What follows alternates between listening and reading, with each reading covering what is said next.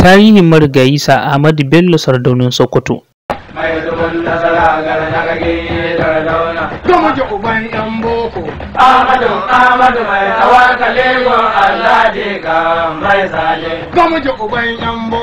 An haifi marigayi Ahmadu Bello a wani gari da ake kira Raba da ke jihar Sokoto a 12 ga watan Yuni na shekarar 1909 ga Ibrahim Hakimin Raba ɗan Sultan Abubakar Atiku ɗan Sultan Muhammad Bello ɗan Shehu Usman ɗan Fodiyo wanda ya kafa daular musulunci a farkon ƙarni na 19.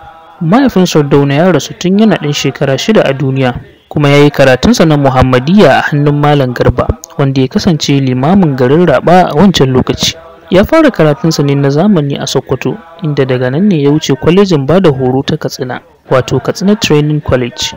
Ya kammala karatunsa a shekara ta 1931, inda daga bisani ya zama malamin Turanci a Sokoto Middle School a shekara ta 1934.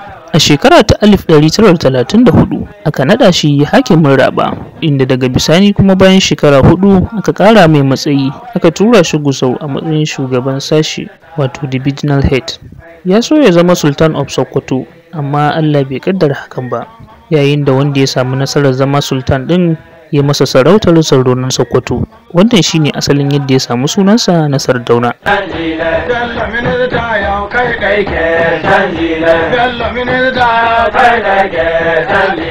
Ahmadu Bello ya fara siyasa ne a shekarar 1945 lokacin da ya taimaka wajen samar da wata ƙungiya ta matasa, wadda daga baya a shekarar 1948 ta fada cikin jam'iyyar NPC, wadda ta zama shugaba a shekarar 1954. A shekara ta 1948 Ahmadu Bello ya je kasar Ingila, inda ya karanci Local Government Administration. Ta haka ne ya faɗaɗa hangensa da ɗaukaka fasahar gudanarwa da ƙwarewarsa. A zaben farko da aka gudanar a arewacin Najeriya, ya lashe zabensa, wanda ya ba shi damar zama ɗan majalisar wakilai ta jiha, kuma memba na majalisar zartarwa na ma'aikatar ayyuka.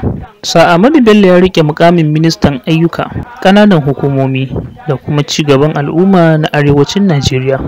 A shekarar 1953 da kuma 1957 ya jagoranci tawagar arewa zuwa taron 'yancin kai a London. A shekara ta 1954 ya zama firimiya na farko kuma ɗaya tilo a arewacin Najeriya har zuwa shekara ta 1966. A zaben shekarar 1959 na 'yancin kai, ya jagoranci jam'iyyar NPC ta lashe zaben kujerar majalisar wakilai.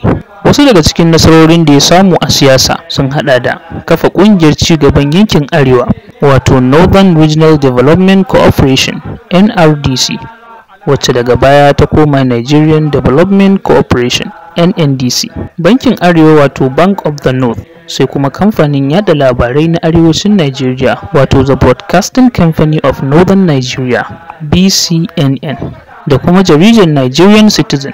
Ahmadu Bello ya samu nasarar kafa jami'a ta farko a arewacin Nigeria, wacce ake wa lakabi da sunansa, wato Ahmadu Bello University Zaria. An sanya hotonsa a jikin naira 200 da muke kashewa yau da kullum mun tunawa da shi.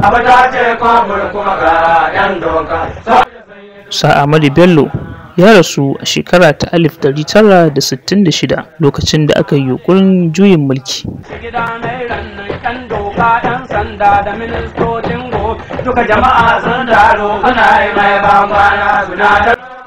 Wannan shine takaitaccen tarihin marigayi Ahmadu Bello Sardaunan Sokoto. Ku kasance da ni a shiri na gaba.